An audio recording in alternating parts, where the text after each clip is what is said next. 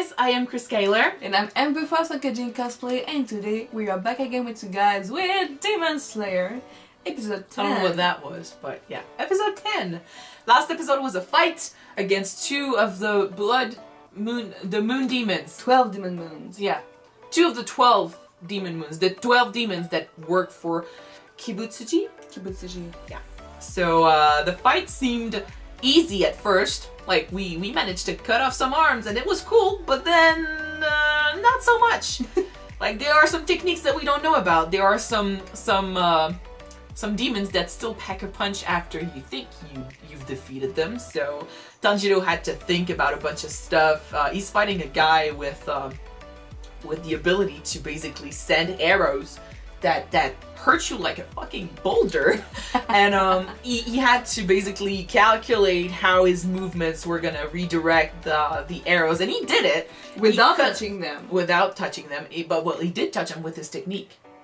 No, he kind of used the technique to... He cannot touch them directly with the sword. That's the thing.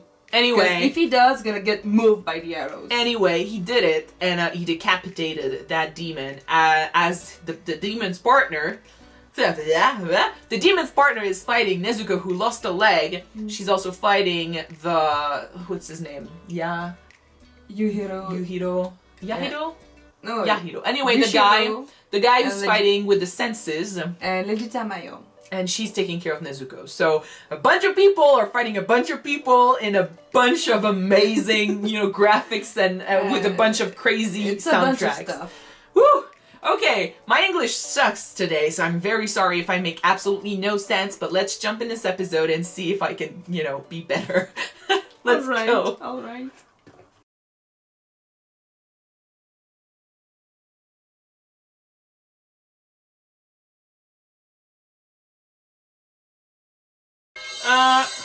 He already didn't have much faith in his capabilities. Like, he's pessimist as fuck. Oh my god. Even at this selection, he was like, oh, I could die any moment and stuff like that. Like, I'm a weakling. Like, why am I here? And stuff. Wait, technically, he did survive, though. He did survive, so I'm very interested in meeting this new guy, but because he's everywhere in the opening, so let's see. But that's weird. Like, marry me, I could die any day. Let's see. But yeah, it was a good episode. I love that they didn't just leave us there, with, we decapitated him, so that's it. Like, he still had to face a struggle. He still had to give some fight, and he showed that not because the main character has motivation and is never gonna stop fighting. It doesn't mean that the demons will stop fighting whenever they're down. Some of them will keep trying till the very last second. So it was cool to see Tanjiro. I'm not saying that I like to see Tanjiro get a beating in everything, but well, technically, you kind of like when those that you liked go through struggles. That's not. Tanjiro. I can't say Tanjiro's my favorite character. I can't say he is now. So, it's not about that. I think it's about the fact that if everything is so easy for him, the stakes are taken away. Yeah, and I love that this show takes a moment to remind us that it's not gonna be that easy. There are still problems. Like, he took a beating. He couldn't do anything after this. He couldn't hold his sword after beating one of the guys that wasn't even one part of the 12. Yeah, but he was still strong AF. Yeah. And he took his sword with his teeth. Oh, yeah, and tried to crawl, and he succeeded just to see your demon getting destroyed. Well, this episode curse makes a lot of sense that he would do everything in his power to save his sister because he lost everyone else. So, which is also why I understand why Nezuko doesn't want to leave him. Like, she wants to stay around. They both want to stay around the other and help each other because they're all they have left. So it's very sad, the reminder that, and I really love that they don't let that go either, that we keep getting reminded that this is what they lost and the emotions are still there, and the music does a beautiful job at giving us those feels when it comes to the death of their family and also the death of the demons. Yeah. Like the death of that one demon who's she only had one arm left, you know, but we still felt that sadness for her because she was a demon and she was an enemy, but I think she admired and loved what's his name? Fuck. The main demon, the first one. She admired him and she looked up to him and she really wanted to serve him and she was deceived. Was it Kibutsuji or something like that? Kibutsuji? I think. I'm sorry. But still. We pronounce his name so often during that episode. I'm telling you, we still forget it. We should write it down. Anyway, but she was looking up, she looked up to him and she admired him and she wanted to protect him.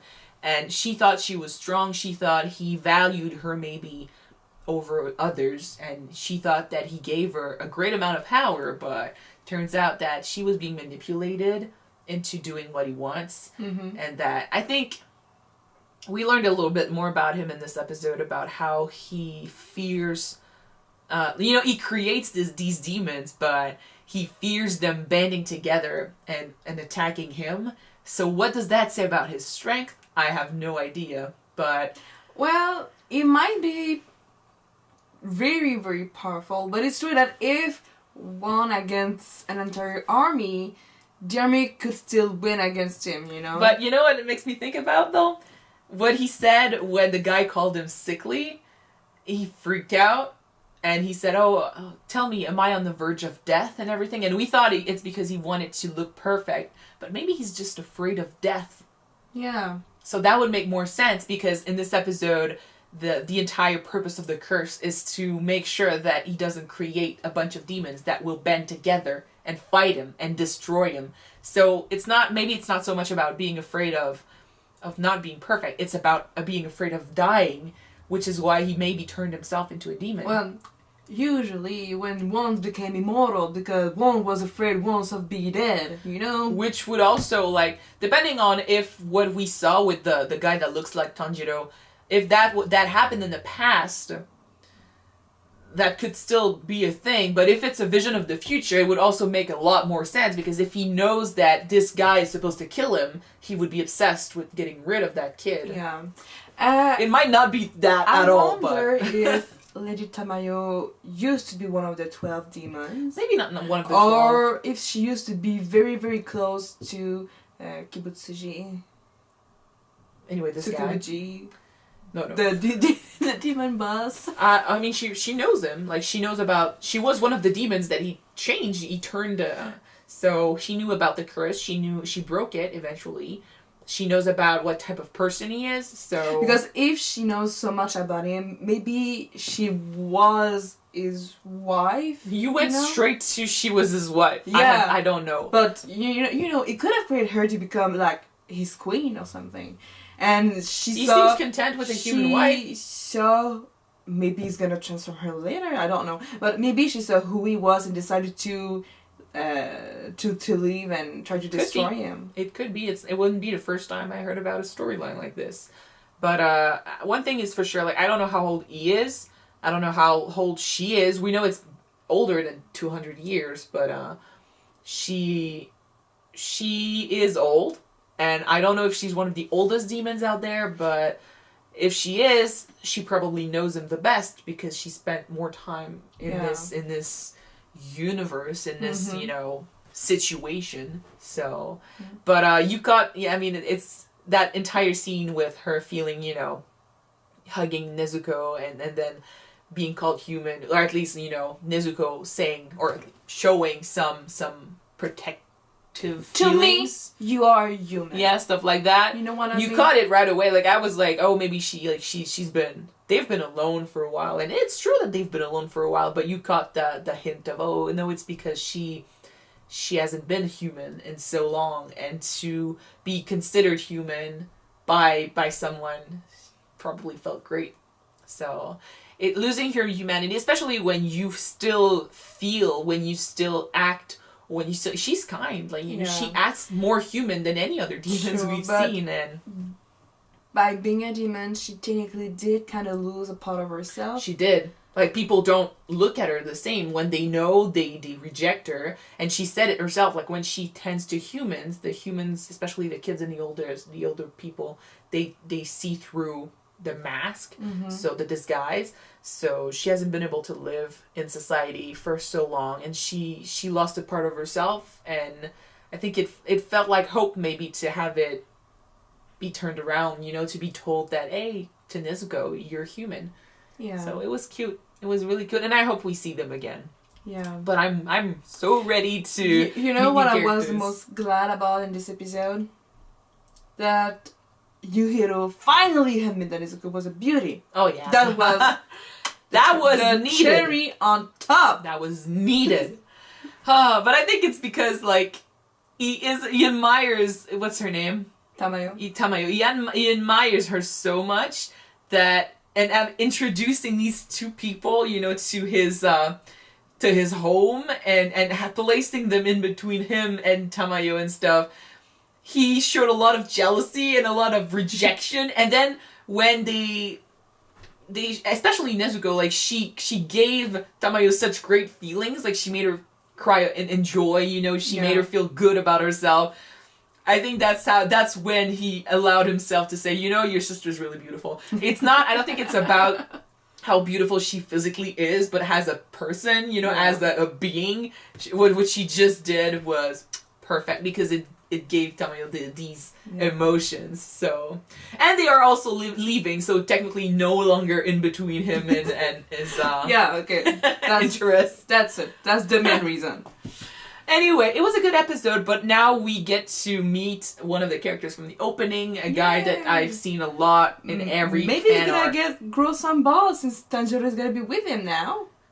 Maybe he's gonna freak out on Nezuko. She's a girl. Maybe he's gonna ask him to marry him, but she's a demon. That's not gonna happen.